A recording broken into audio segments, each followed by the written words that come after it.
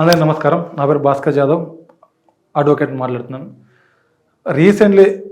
Recently అంటే పోయిన government అని అనుకుందాం.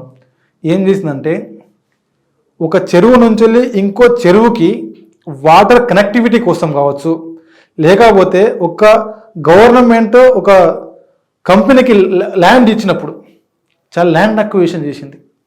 అంటే రంగారెడ్డి డిస్టిక్లో కావచ్చు, వరంగల్ డిస్టిక్లో కావచ్చు, భూపాలపల్లి డిస్టిక్లో కావచ్చు. కొన్ని భూపాలపల్లిలో జెన్కో అనేది వచ్చింది, రంగారెడ్డి డిస్టిక్లో ఒక కంపెనీ వచ్చింది, వరంగల్లో కూడా ఏం చేసింది, వరంగల్లో కొన్ని కంపెనీస్ వచ్చినాయి. ఏ డిస్టిక్లో కంపెనీ వచ్చినప్పుడు ప్రభుత్వం ఏం చేస్తుందంటే కొంత ల్యాండ్ అక్వైర్ చేస్తుంది. అక్వైర్ చేసినప్పుడు ఏం చెప్తుంది, నేను అక్వైర్ చేస్తున్నప్పుడు ఇంత % అమౌంట్ మాత్రమే మీకు ఇస్తున్నాను, ఇంత % అమౌంట్ మీకు ఇస్తాను, ఎకరానికి ఇంత ఇస్తున్నాను అని చెప్పి ల్యాండ్ అక్వైర్ చేస్తుంది. ఏం చేస్తుంది దాని తర్వాత, నేను అనే వ్యక్తి నేను ఒక 5 ఎకరాల నుంచి 10 ఎకరాలు నేను సాగు చేసుకుంటున్నాను. కానీ నా పాస్బుక్లో 8 ఎకరాలు 6 ఎకరాలు 5 ఎకరాలే ఉంది. నా పాస్బుక్లో ఉన్న 5 ఎకరాలు మాత్రమే నాకు ల్యాండ్ అక్విజిషన్లో డబ్బులు వస్తాయని తప్పించి నాకు ఎంత ల్యాండ్ ఉంది, నాకు 10 ఎకరాల ల్యాండ్ ఉంది, నాకు పోతుంది 10 ఎకరాలు పోతున్నాయి. కానీ నేను నా అంటే ముందున్న తయారు చేసిన తప్పు వల్ల పాస్బుక్ రాకపోవడం వల్ల నాకు 5 ఎకరాలకే ల్యాండ్ అక్విజిషన్ అమౌంట్ ఇస్తున్నారు, మిగతా 5 ఎకరాలకు ఇవ్వట్లేదు. ఇంకొకటి గవర్నమెంట్ ఇస్తుంది చాలా తక్కువ అమౌంట్. కొన్ని ఏరియాలో ల్యాండ్ అక్విజిషన్ చేసేటప్పుడు దాని ప్రైవేట్ వాల్యూ ₹1,00,00,000 ఉంటే గవర్నమెంట్ అలా చేస్తే ఎకరానికి 5 లక్షలు 3 లక్షలు. రీసెంట్లీ తెలంగాణ గవర్నమెంట్ కుతం చాలా మందికి 9 లక్షల ల్యాండ్ అక్విజిషన్లో ఎకరానికి 5 ఎకరాలు 6 ఎకరాలు ఇచ్చిన వాళ్ళకి 15 లక్షలు 16 లక్షలు ఒక ఎకరానికి ఇవ్వండి. ఎందుకంటే ఇది చాలా డెవలప్డ్ ఏరియా ఆల్రెడీ. ఇక్కడ వ్యవసాయం చేసుకున్నా, ఇక్కడ దీన్ని బిజినెస్ పరంగా చేసుకున్నా చాలా వాల్యూ ఉన్న ల్యాండ్ ఇది. ఇంత వాల్యూ ఉన్న ప్రాపర్టీని మీరు గవర్నమెంట్ వాల్యూ ప్రకారం 6 లక్షలు 5 లక్షలు ఎట్లీస్ట్ సంబంధించి కొన్ని జడ్జిమెంట్స్ ఇచ్చింది. కాబట్టి ఎవరున్నా ల్యాండ్ అక్వైర్ అయింది కోర్టుకు రావాలి సార్, ఒక అప్లికేషన్ పెట్టాలి. ఆర్డీఓ కలెక్టర్కి ఎంఆర్ఓకి వీళ్ళకి అప్లికేషన్ పెట్టి నాకు 5 ఎకరాల ల్యాండ్ ఉంటే నాకు 3 ఎకరాలకే వచ్చింది, నాకు ఇంత తక్కువ ఎందుకు ఇచ్చారు అని వాళ్ళకి అప్లికేషన్ పెట్టాను. వాళ్ళు సరిగ్గా ప్రాపర్ రెస్పాండ్ కాకపోతే మళ్ళీ హైకోర్టు, మీకంటూ ఒక హైకోర్టు ఉంది. ఒక గవర్నమెంట్ వ్యక్తి కానీ ఒక ప్రభుత్వంలో పనిచేసిన వ్యక్తి మీకు సరిగ్గా సపోర్ట్ చేయకపోతే, మీ పని వాళ్ళు చేయకపోతే మీకు హైకోర్టు ఉంది. చాలామంది చూస్తున్నాను నేను, నా దగ్గరికి వస్తున్న వాళ్ళు నాకు సర్కిల్, నా ఫ్రెండ్ సర్కిల్లో చాలామంది పాస్బుక్ల కోసం అప్లికేషన్ పెట్టినాం, పాస్బుక్లు ఇస్తారు, ఎంఆర్ఓ ఇస్తారు, ఆర్డీఓ ఇస్తారు, కలెక్టర్ ఇస్తారు. ఈ సమస్యలు చాలామంది చెప్తున్నారు. మీరు చేసిన పని ఏంది, అప్లికేషన్ పెట్టాలి, హైకోర్టుకు రావాలి. హైకోర్టు మీ దగ్గర ఉన్న పాస్బుక్లు కావచ్చు, మీ దగ్గర ఉన్న పానీలు కావచ్చు, వీటిని బేస్ చేసుకొని హైకోర్టు మీద డాక్యుమెంట్ కరెక్ట్ ఉంటే మీకు పాస్బుక్ ఇవ్వమని చెప్పి కలెక్టర్కి ఆర్డీఓకి ఆర్డర్ ఇస్తుంది. ఆ విధంగా ప్రభుత్వాన్ని మనం పని చేయించుకోవాలి. ఒకసారి ఒక వ్యవస్థ అనేది పని చేయకపోతే ఆ వ్యవస్థలను పరిపాలించేది కోర్ట్స్. ఒక చట్టం తీసుకొచ్చినాం, ఆ చట్టం అనేది కరెక్టా కాదనేది కోర్టు డిసైడ్ చేస్తుంది. అంటే ఒక జీవో తీసుకొచ్చింది, ఆ జీవో తప్ప రైటా అనేది కోర్టు డిసైడ్ చేస్తుంది. కాబట్టి మీకు ఏ సమస్యలు ఉన్నాయి, ల్యాండ్ అక్విజిషన్ చెప్పాను నేను, ల్యాండ్ అక్విజిషన్లో 5 లక్షలు వచ్చిన వాళ్ళకి 10 లక్షలకు వచ్చాయి. ఎందుకు, వాళ్ళ డాక్యుమెంట్ కరెక్ట్ ఉన్నాయి, వాళ్ళకి 3 ఎకరాలు ఉంటే 2 ఎకరాలకే ల్యాండ్ డబ్బులు వచ్చాయి. అలాంటివి ఉన్నప్పుడు ఇప్పుడు తెలంగాణ గవర్నమెంట్ వెళ్ళిపోయేటప్పుడు చాలా గ్రామాలకి ఎకరం ఉన్న వాళ్ళకు వాళ్ళ భూమి మధ్యలోకి వెళ్ళి పిల్ల కాలువలు తీశారు. ఒక చెరువుకు ఇంకో చెరువుకు మధ్య కనెక్టివిటీ చేంజ్ చేశారు. ఆ కనెక్టివిటీలో ఏమైంది, 2 గుంటలు 3 గుంటలు ఒక పురుణ కాలువ పోతుంది. ఆ కాలువ డబ్బులు ఎవరు ఇవ్వాలి? నేను ఉన్నాను, నాకు ఉన్నదే ఎకరము, ఆ ఎకరంలోకి వెళ్ళి నాకు 20 గుంటలు కాలువతూనే వెళ్ళిపోతే నాకు సోర్స్ ఆఫ్ ఇన్కమ్ ఏంది? కాలువ డబ్బులు ఇవాళ వస్తాయి, రేపు అయిపోతాయి. మరి నేను ఓన్లీ వ్యవసాయం మీద డిపెండ్ అవుతున్నప్పుడు నాకు ఇంకో విధంగా ఏం సపోర్ట్ చేయాలి? అలాంటప్పుడు ప్రైవేట్ ల్యాండ్ నుంచి వెళ్ళి కాలువలు పోతున్నప్పుడు ప్రభుత్వ భూములు ఇస్తే బాగుంటుందని ఆలోచన. ఇక్కడ ల్యాండ్ పోతున్నప్పుడు ఇంకో విధంగా ల్యాండ్ ఇవ్వాలి. రైతు ఆయన దున్నుకొని పని చేయడం మాత్రమే వచ్చు, కానీ ఈ కాలువలు పోతున్న డబ్బులు వాడుకొని ఆయన ఇంకేం చేయలేడు. కాబట్టి ఈ గవర్నమెంట్కి నేను సూచించింది ఏంటంటే, ఒక దగ్గర ఒక రైతుకి ఒక ఎకరం ఉన్నప్పుడు అందులో 20 గుంటల 10 గుంటల ల్యాండ్ పోతున్నప్పుడు ప్రభుత్వ భూమిని ఆ ఎకరం 10 గుంటలు కేటాయిస్తే అతను బాగుపడుతుంది తప్పించి ఆయనకు ఆ నష్టపరిహారం లెక్క డబ్బులు ఇస్తే ఆ డబ్బులు 1 సంవత్సరంలో 2 సంవత్సరాలు ఖర్చు అయిపోతాయి.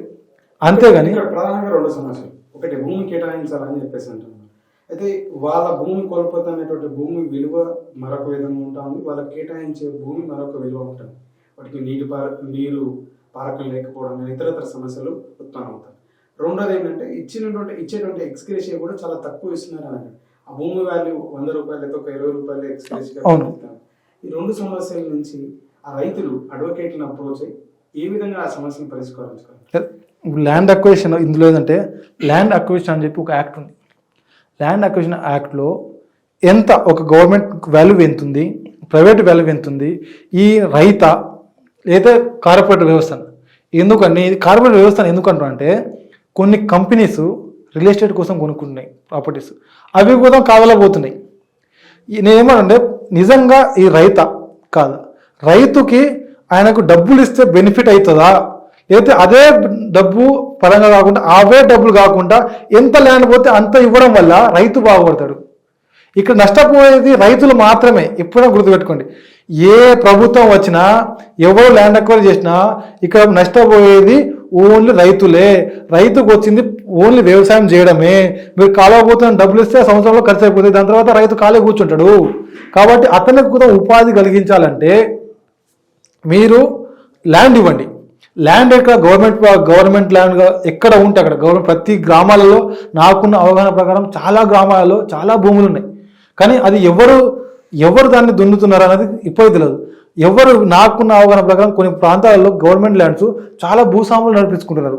ఒక గ్రామంలో ఉన్న విద్యార్థులు కానీ యువకులు కానీ మా గ్రామంలో ఎన్ని సర్వే నెంబర్లు ఉన్నాయి, ఎంత గవర్నమెంట్ ల్యాండ్ ఉంది, పోరంబోకు ల్యాండ్ ఎంత ఉంది, చెరువు ల్యాండ్ ఎంత ఉంది, గవర్నమెంట్ ఇనాం ల్యాండ్ ఎంత ఉంది, లేకపోతే గిఫ్ట్ ల్యాండ్స్ ఏమున్నాయి, ఇవి ఒక్కసారి ఎంఆర్ ఆఫీస్కు, ఆర్డీఓ ఆఫీస్, కలెక్టర్ ఆఫీస్కి మా ఊరికి పరిధిలో ఒక గ్రామ పంచాయతీ పరిధిలో ఎన్ని సర్వే నెంబర్లు ఉన్నాయి, ఏ సర్వే నెంబర్లో ఎవరికి అలాట్ చేసారు, ఎంత గవర్నమెంట్ ల్యాండ్ ఉందని తెలుసుకుంటే గ్రామంలో చాలా బెనిఫిట్ అవుతుంది. ఎందుకంటే ఇప్పుడు గ్రామ పంచాయతీ కట్టాలంటే ఒకసారి కొనుక్కునే పరిస్థితి ఉంది. అదే రికార్డు వెరిఫై చేసి గవర్నమెంట్ ల్యాండ్ ఎక్కడ ఉందో అని తెలుసుకుంటే ఆటోమేటిక్గా నీకు కొనుక్కునే అవసరం లేదు. ఇంకోటి రోడ్డు వైండింగ్లో పోతున్న ఫ్యామిలీస్ కానీ లేకపోతే కాలువల కోసం పోతున్న ఫ్యామిలీస్ కానీ వాళ్ళకి ఇక్కడ అలాట్ చేయవచ్చు, వాళ్ళకి ఉపాధి కలిగించవచ్చు. ఆ పని చేయాలి తప్పించి గవర్నమెంట్ నీకు నేను 3 లక్షలు ఇస్తా, 4 లక్షలు ఇస్తా, ఇవాళ సంవత్సరంలో అయిపోతాయి. ఇప్పుడు ఉన్న నాకున్న అవగాహన ప్రకారం అయితే 3 లక్షలు ఇస్తే వాళ్ళ సంవత్సరంలో అయిపోతాయి. 4వ సంవత్సరం ఏం చేయాలి? 1 ఇయర్లో అయిపోతే సెకండ్ ఇయర్ నుంచి ఆ రైతు ఏం చేయాలి? మీరు ఇచ్చే 3 లక్షలతో నేను బిజినెస్ స్టార్ట్ చేస్తాడా? చెయ్యడు. అలాంటప్పుడు ఆయనకు వచ్చిన పని ఏంది? వ్యవసాయమే వచ్చు. అలాంటప్పుడు ఆయన వ్యవసాయమే చేసుకోగలుగుతాడు. కాబట్టి వాళ్ళకు వ్యవసాయం భూములు ఇస్తేనే బాగుంటుంది. అంతే తప్పించి వాళ్ళకు లేకపోతే ఏం చేయాలి? 3 లక్షలు ఉంది దాని రేటు, దానికి 3 టైమ్స్ 5 టైమ్స్ పెంచి ఇస్తే అతను ఇంకో దగ్గర ల్యాండ్ కొనుక్కునే అవకాశం ఉంటుంది. అక్కడ 10 లక్షల రూపాయల ల్యాండ్ ఉంటే మీరు దానికి 2 లక్షలు ఇస్తారు. అప్పుడు ఈ 2 తీసుకొని పోతే అక్కడ ఎంత కొంటాడు? 10 గుంటలు కొనుక్కుని కాదు, గుంట కొనుక్కుంటాడు. అతనికి దేనికి పనికి వస్తుంది? అక్కడ ఉన్న రేటు 10 లక్షలు అయితే అవే 10 లక్షలు నువ్వు ఆయనకు ప్రొవైడ్ చేస్తే ఆయన ఇంకో దగ్గర 10 లక్షలు పెట్టి ల్యాండ్ కొనుక్కొని వ్యవసాయం చేసుకుంటాడు. అంతేగాని గవర్నమెంట్ రేట్ ఇంతనే ఉన్నది ఇలానే ఇస్తా అంటే ఇక్కడ నష్టపోయేది రైతులు. అది గవర్నమెంట్ ఆలోచించాలి. అది ఎప్పుడు ఆలోచిస్తుందో అప్పుడే రైతులకు సపోర్ట్ చేస్తున్నట్టు. అంతేగాని ల్యాండ్ అక్విజిషన్ చేస్తున్నాము, నేను కోటి వాల్యూ ఏమో ₹1,00,00,000 ఉంది, నేను 5 లక్షలు ఇస్తా అని నష్టపోయేది రైతు. నువ్వు దాని వాల్యూ ఎంత ఉందో ఆ వాల్యూకు 80% ఇచ్చినా ఇంకో 20% అదే కలుపుకొని అక్కడ ల్యాండ్ కొనుక్కొని వ్యవసాయం చేసుకొని బతకగలుగుతాడు. నువ్వు కాలువ తీసివి పక్కనే వేరే వాళ్ళు ఎవరి కోసమో ఈ రైతు నష్టపోతున్నాడు. ఈ రైతు కూడా బాగుపడాలంటే ఈయన ఇంకో దగ్గర ల్యాండ్ ఇవ్వాలి కదా. భాస్కర్ అనే వ్యక్తి ల్యాండ్ పోతున్నదంటే ఇంకో వ్యక్తి బాగుపడుతున్నాడు, నేను కాదని చెప్పను. కానీ నా పరిస్థితి నేను వ్యవసాయంగా డిపెండ్ అవుతున్నావు అతనే కదా. నాకు ఇంకో దగ్గర ల్యాండ్ ఇస్తే ఇదే ల్యాండ్ నేను అక్కడ దున్నుకొని బతకగలుగుతాను. అలా ఇవ్వాలి. కానీ ఇది కరెక్ట్ ప్రాసెస్ కాదు. మీరు ఎవరైనా ల్యాండ్ ఎక్వైర్ అయి ఉంటే, ఎవరన్నా ప్రాపర్ మీకు కాంపన్సేషన్ రాకపోతే మీరు అప్రోచ్ కండి. మీకు కావాల్సిన లీగల్గా మేము చేయడానికి రెడీగా ఉన్నాం. మీకు ఎలాంటి సపోర్ట్ కావాలన్నా మేము 100% మీకు ఇవ్వడానికి మేము కోర్టును అప్రోచ్ అయ్యి మీకు న్యాయం జరిగే విధంగా మేము చూసుకోండి.